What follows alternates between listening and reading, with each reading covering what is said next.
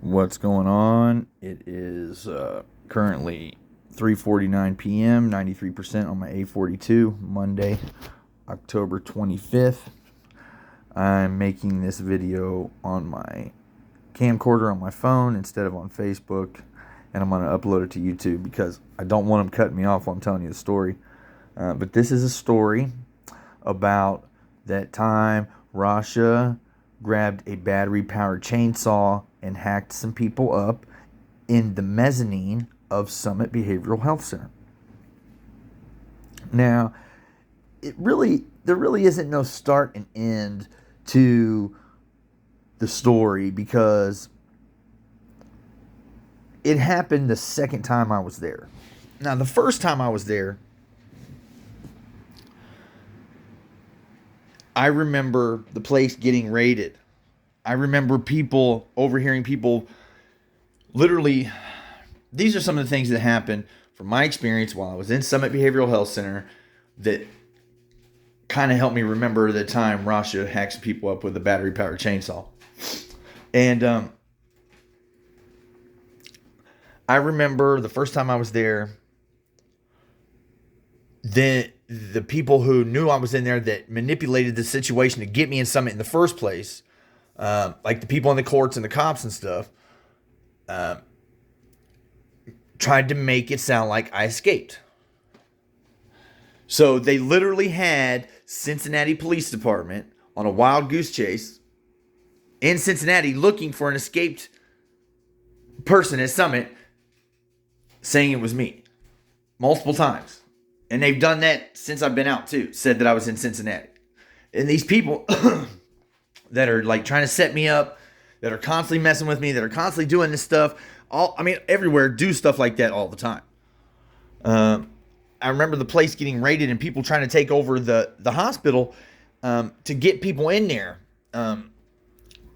Like the Summit Behavioral Health Hospital has been totally overrun by these like drug dealing, criminally minded, syndicated type of like drug dealers and like criminals, where like they're literally letting out the most violent and bringing in all the snitches, like the people who like looked out for their families, or people like me, where they're trying to put them away for life. Like and I'm serious. That stuff's really happened. There's a really long.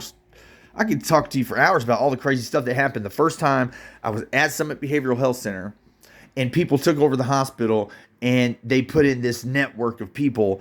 So the second time I went there, it was even worse. On the second floor of Summit Behavioral Health Center, it isn't really a second floor, but in between the pods, there is a mezzanine. And in that mezzanine, I believe, is probably where they do like, I don't know, where they watch people with hidden cameras and stuff like that. They were able to, when I was in the pod, right? Like, let's say this is the pod, and I'm going to point the camera up. This is the ceiling. There's the light. If I'm in the pod, and right there's the light, if I was just standing there, like, because this is about how high the ceiling was from you when you were getting your meals. If I'm just standing there waiting to get my meal, I could hear them in the mezzanine stomping on the floor, yelling at me, literally yelling at me, like in the mezzanine. So one night I'm in my bed and I'm trying to go to sleep. And these people that had infiltrated Summit Behavioral Health Center were in this area with Rasha. And I guess they found a way to like get into the attics above the rooms. And they had gotten into the attics or the mezzanine above my rooms and other people's rooms as well. Other people heard them too. Like, this isn't something I'm making up. And they are hardcore drug addicts. I'm talking hardcore, dude. Like, they are going to kill, rape, and murder anybody just so they can sit in a mezzanine at the state hospital rent-free and smoke meth. I mean, if I'm not mistaken, I think they turned the lower level into a club where they had piles of meth and weed, as I heard it described. I heard it described that way. They had piles of meth and weed and DJ equipment they stole from the Guitar Center in Cincinnati.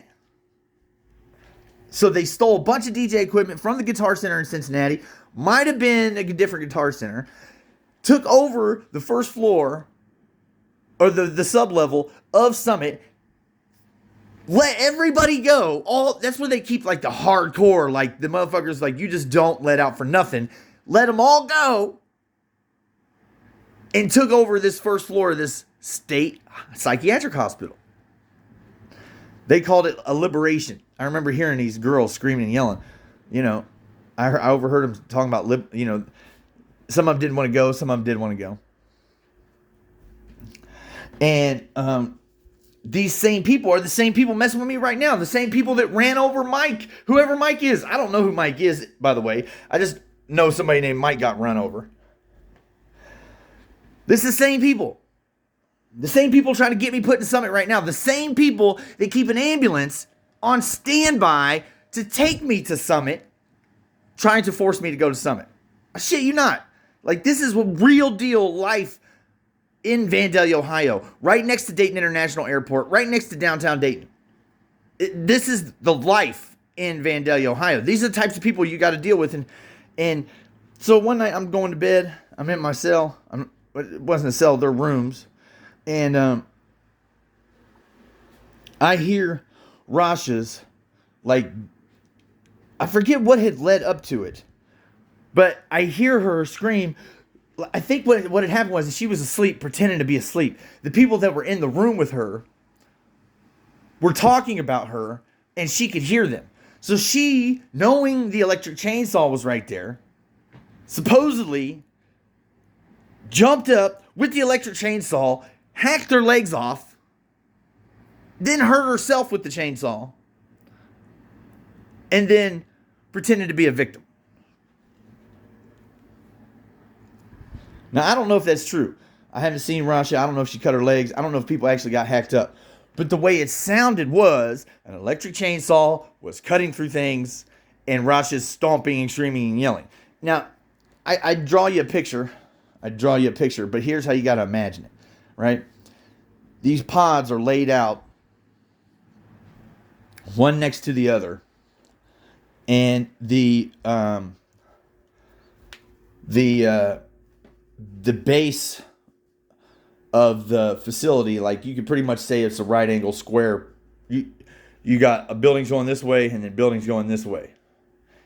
A first floor, a ground floor, and a mezzanine. Possibly another floor. And they keep the lower level secret. They don't tell you about that floor. I could hear them in the lower level, and I'm sitting here telling the staff and the doctors, and they're like, there's no lower level. And I'm like, oh my God, dude, seriously? I can hear them with my ears right now, right? They're right under us. And you're saying, I'm like, you don't hear that. They're screaming at us right now, and you don't hear that. Sir, there's no lower level. That's how crazy they are at Summit. A state-funded hospital the taxpayers pay for. Okay, the taxpayers. If you get this video and you live in the state of Ohio and you've ever worked a job, you contributed to the mass genocide of people with mental health issues in this state. That's all there is to it.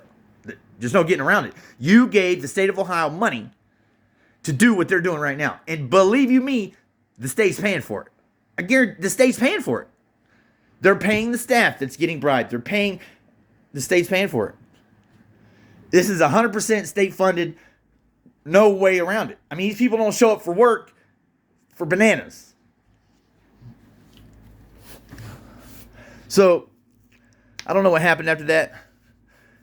If anybody wants to talk to me about my experiences at Summit in Vandalia,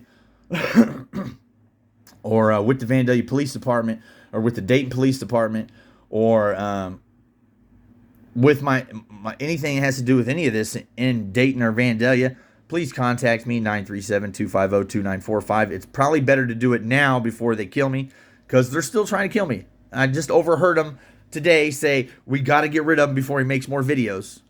So I should probably start making a bunch of videos again, because I think they're pushing again to try and kill me and get rid of me, because I'm making videos of shit they're doing wrong, man.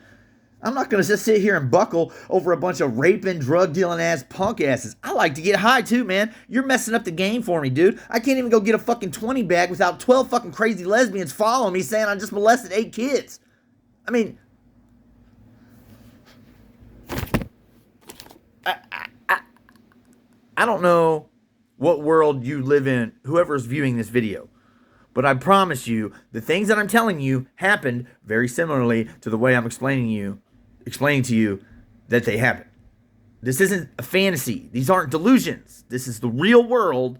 And if you think I'm making this up, you're part of the problem. So don't be surprised if things go really bad for you. If you're going to be one of those types of people that's just like, F him, he's crazy. Meth messed him up. Okay? I warned you.